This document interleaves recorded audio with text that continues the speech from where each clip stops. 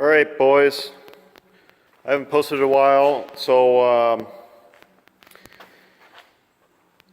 let's see. It's Saturday today, Saturday morning, and I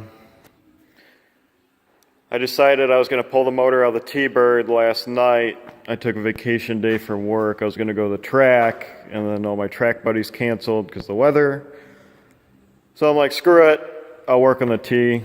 So I ended up taking it out of the bushes with the tractor, pushing it, doesn't start, whatever, battery's dead. I had it sitting for 3 years back in the woods. Went throughout the entire car, stripped the interior. I can show you that. Stripped the interior, took all the sound deadening out. The rust isn't too bad. There's some spots kind of like here I got to fix. Stripped all the dash out, taking the firewall, the protective coating for the fireball. It's like this flame-proof material, taking that out. All the sound deadening, took 51 pounds of sound deadening out of the car. Washed it really well. Been soaking everything in bleach because it smells horrid. This trunk I'm going to cut out, make the aluminum patch panel that goes in here. Hopefully lighten it up a little more. I'll probably go 265. I'm not sure what tire. I think I'm going to run the same tire I ran on the truck, which is 29.5 tall by 10.5 stiff wall. I might go to a W so I get an extra inch. So I'm going to go 6 and skinnies. I'm going to go Tube K front end. This front end is from, it's kind of funny. A lot of people don't know that you can put a Tube K on this car, but it turns out it has the same front end suspension as not a Fox, but a 98 to 04 Cobra, that year SN95 style Mustang. So I picked up a Tube K for that, and this is just ridiculous. I mean, 41 pounds for the Tube K. I don't know if that includes the A-arms or not, but I got QA1 coilovers. Those are like $500 back in the day. They're a little older, but are brand new. Guys never even ran these. They're the older ones. These springs are a little heavy duty. They're 175s. I think I might be able to get some 125s that are a little shorter. Power Glide trans with a trans brake. You guys saw me rebuilt that. And then the L83. So it's going to be a combination with the Extreme Tuners, I think is what it is. Picked this up off a guy for, I want to say $750. Anyways, they claim it's supposed to make 1,500 horsepower, not in this combination, obviously, but in an Evo. Now the exhaust side, they kept the exhaust side small, which is kind of funny. But makes sense because I'm sure for, Evos, they want, a big cold side and a small hot side. That way it'll actually, move the fucking wheel. Okay, so billet center wheel, billet center section ball bearing. Did all the wiring myself. Got the ECU to turn on. Here's the old motor. It was a pig to take out, let me tell you. Iron block with a heavy trans. I think that's an AOD. I'm not 100% sure on that.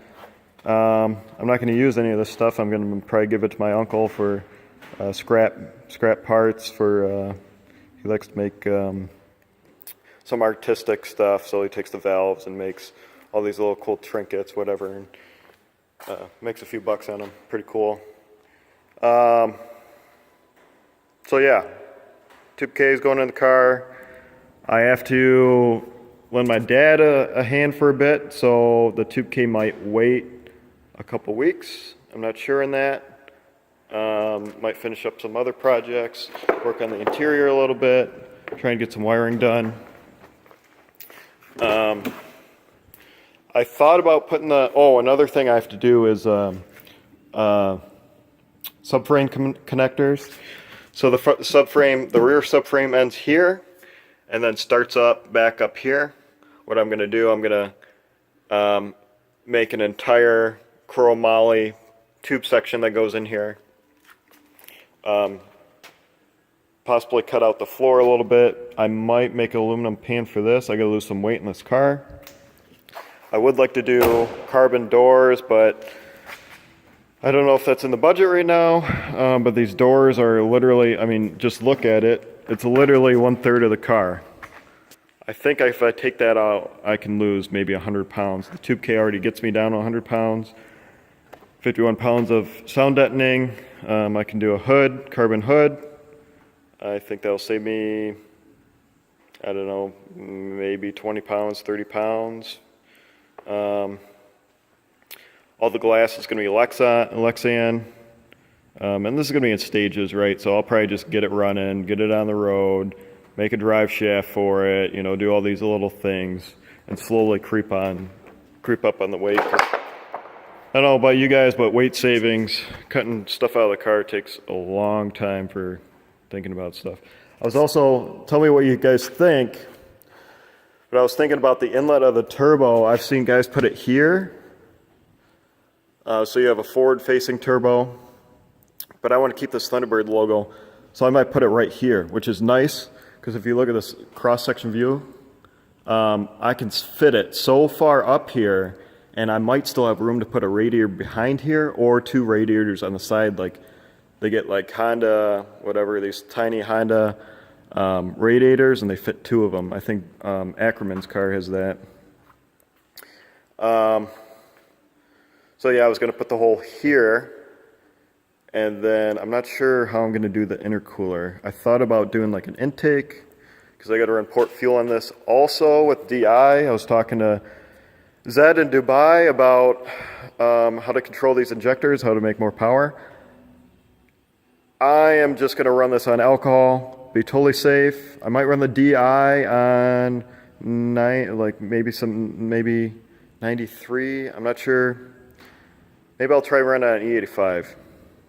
That way I can get on the pump, drive around and be cool. But at the track, I might spray 100% alcohol and tune for alcohol at high boost levels. And I'm just going to quench the piston. You've seen those blown alcohol cars. They get so much fuel in them just to cool the top of the piston. That's because they don't have a radiator or anything. Anyways, so DI is going to be just cruising around being cool, and then I'm going to add port fuel, just dump it. So I'm going to run 2 ECUs for traction control and time. I wrote this out, I got to show you, but I'm going to do 1 ECU just controlling the DI injectors. The second ECU is going to do spark, cam position, like boost per gear, traction control, all these 2-step, 3-step. I'm going to try and do everything on a gold box, or what's the other one? Pro EFI. I might look at that one, or the Holley setup. I've heard the Holley is actually the worst out of the 3, but I don't want to go over $2,000 for another ECU. So I'm going to stay maybe $1,200 for the ECU. I'm going to do all the piping myself. Yeah. So I hate just rambling on about this thing, but it's kind of coming together. Anyways, thanks for checking in. All right, bye.